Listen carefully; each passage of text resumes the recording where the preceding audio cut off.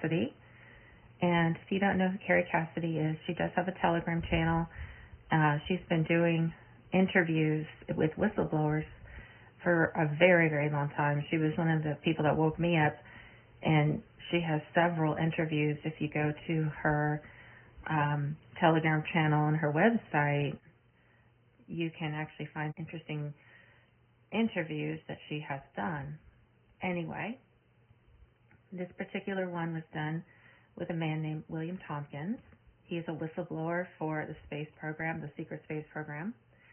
And in this clip, he talks about the existence of reptilians, pedophilia, what goes on with the children, and then also NASA. And a lot of people think that everything NASA did was not real, but that's not true. NASA did land on the moon, and this is what William Tompkins is going to talk about, what they saw when they landed on the moon. And so here we go. That reptilians and Draco, the blood sacrifices, the whole Luciferian thing, the kids being killed and eaten. I mean, that humans have been eaten and taken off planet, et cetera, and used for slaves in other colonies, etc. I hate to say that, but that's far worse than what you've just said. It's far worse. Yes, far worse. Far worse, yeah. And that the whole blood situation is it's unbelievable, and right. I don't know how we say that to the public. I don't know how. To me, if we get into that, and I know all about it, okay, all right, far more than you know. Sure, all right? I'm sure.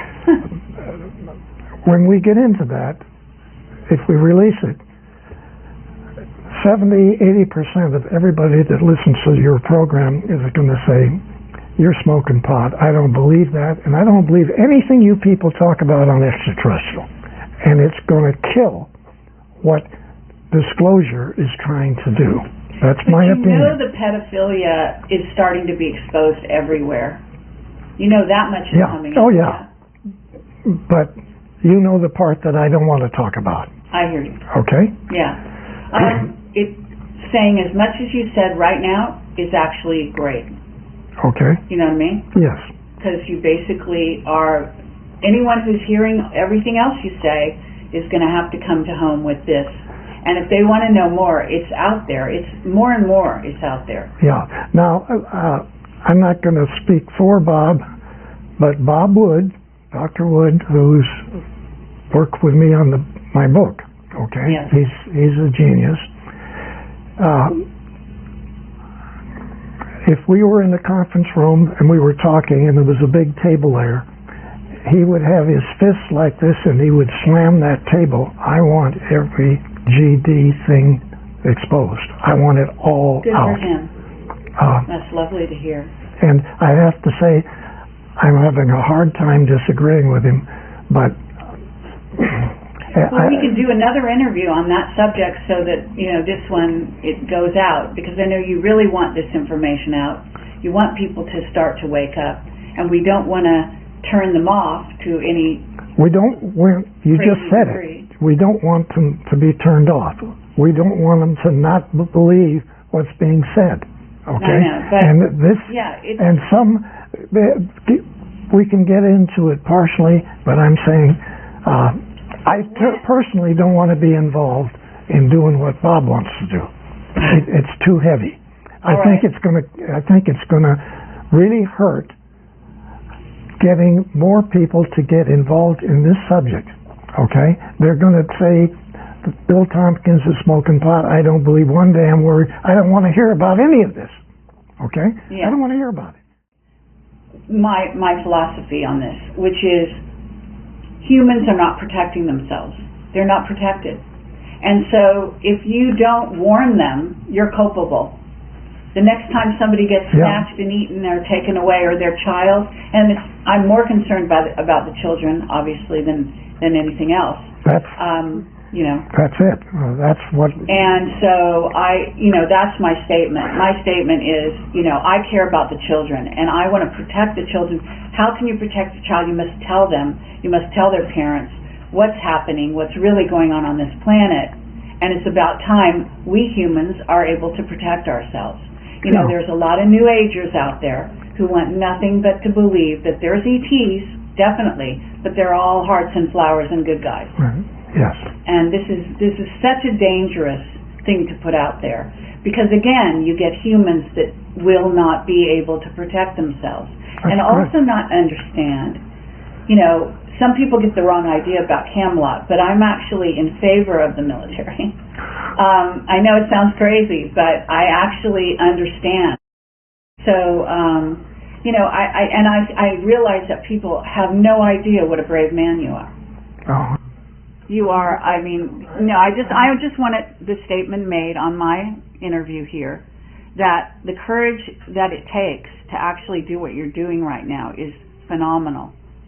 Really it is.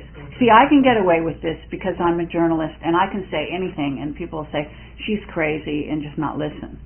But someone with your stature, with your reputation and your documentation and where you were and where you come from and all of that, this is substantial. I don't think people can ignore you. I don't think they can. Well, I sure hope they don't, because frankly, we need help. Yeah. We need everybody involved in this. That's not a lie. We need help. Yeah. The Navy had been involved with the German facilities in Antarctica and the Draco reptilian facilities in caverns in the Antarctica. And you have Draco reptilian guys running your governments right. of every country on your planet. Every government. There you go. Wow. That's quite a statement.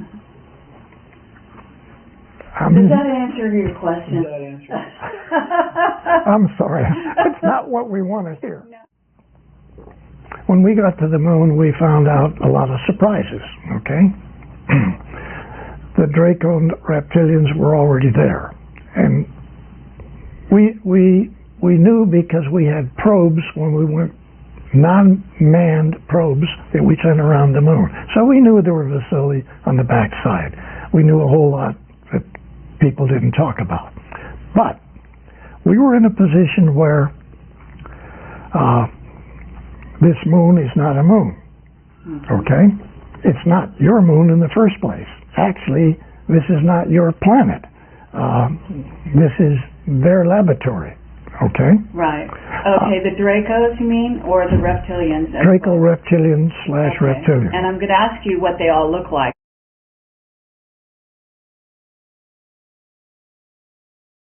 And all that, at some point. Okay. Because I know. Okay, let's get to when it was it Neil Armstrong landed on the moon, and he said that thing that you heard him say, and Michael wants to get real specific about this. So basically, there were 7 huge craft there, and you said on one of the shows out there, you said that the reptilians actually showed up beneath their craft and they gave the finger. Okay, they were parked around the side of the crater. Yeah. Okay, they were not parked on it; they were floating above it. Okay, yeah. So there were hundreds of these 9-foot reptilian guys standing with their legs. Hundreds. Yeah, they were all the way across underneath their vehicles. Okay, standing so on the 9 crater. feet, and what do they look like?